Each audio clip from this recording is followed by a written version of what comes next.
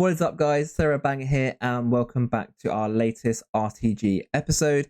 Today, we are going to talk through the latest game week, our results overall, and also talk through our planning for the upcoming game weeks as well. As always, guys, please make sure to like and subscribe. And if you've got any questions, just pop them down in the comments below. Okay, welcome back, guys. So game week 427 overall was a good one for us. We're going to be winning currently a tier 4 and also about £43 worth of ETH and then 1,000 coins as well. In terms of the lineups, we'll start with All-Star Rare.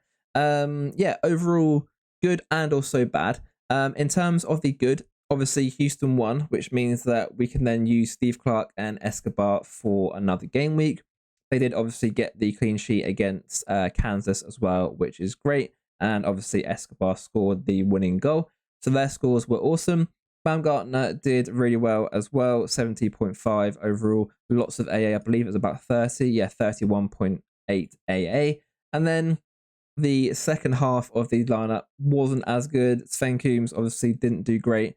When your captain only scores 54 in All-Star, you're going to be struggling. Ideally, we would have liked around 65 to 70 from him. Couldn't actually get that, but it was quite a difficult matchup against USG. So maybe in hindsight, it would have been better for me to captain perhaps Baumgartner at home. And then, yeah, obviously Pansel didn't score, which is unfortunate. He is one of those players that is a little bit boom or bust. So, yeah, overall, half of that lineup was good, half not so great. And we're currently 0.48 points in a tier 4 and 11.63 points away from being kicked out of the tier 5. We're projected to finish 609th, so just inside those tier 5s.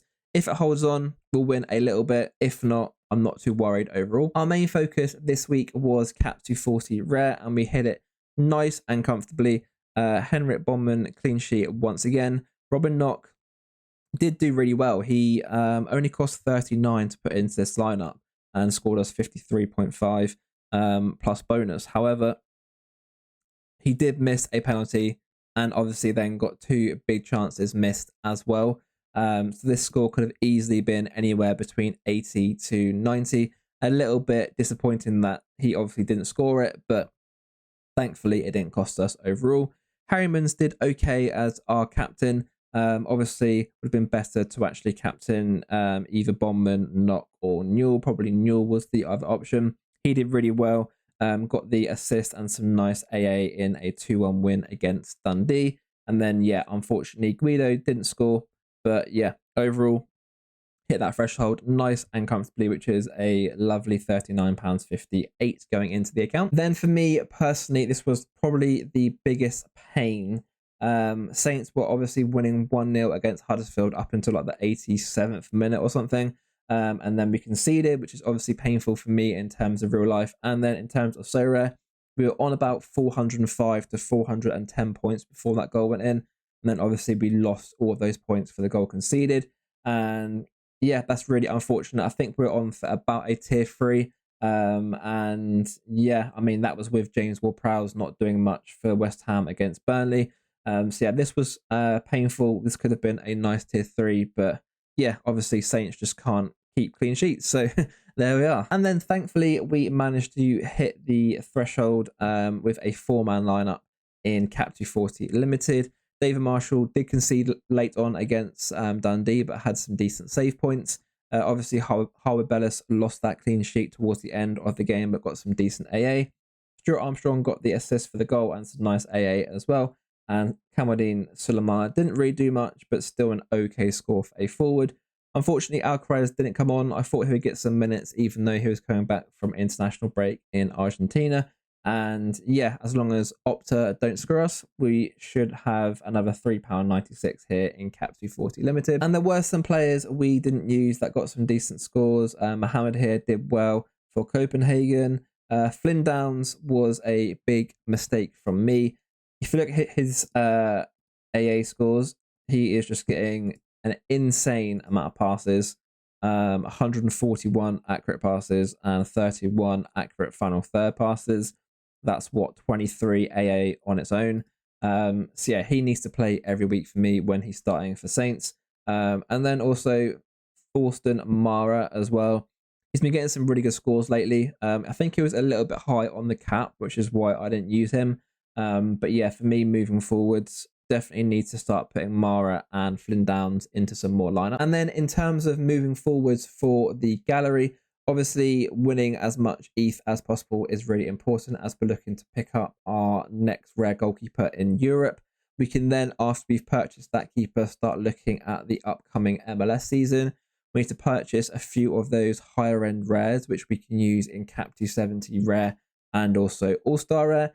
And then after we've then done that, we can then start to look at picking up our first super rare. Now, obviously, the end goal of this RTG is to get to our first unique card.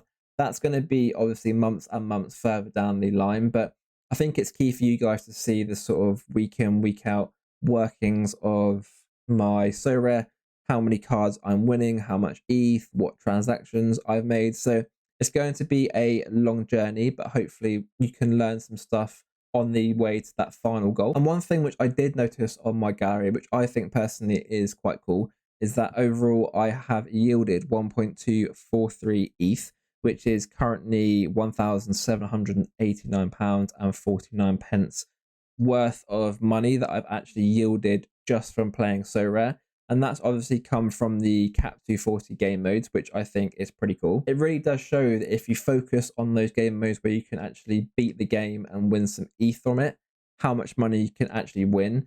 And if you were a smaller gallery, for instance, you could start taking some of that money out and use it as a way to, earn an extra 50 to £100 every month. For me, obviously, as I'm a DGen, I obviously take all of that I've won and then reinvest it back into so rare. But you could quite happily just play, for instance, Cap 240 limited and Cap 240 rare, and just when you win that ETH, just take it out. And if you need to buy any more players, just purchase a few. But yeah, just use it as a sort of yielding exercise, really. So that is going to be all for our latest RTG catch up. If you do have any questions, please just let me know down in the comments down below.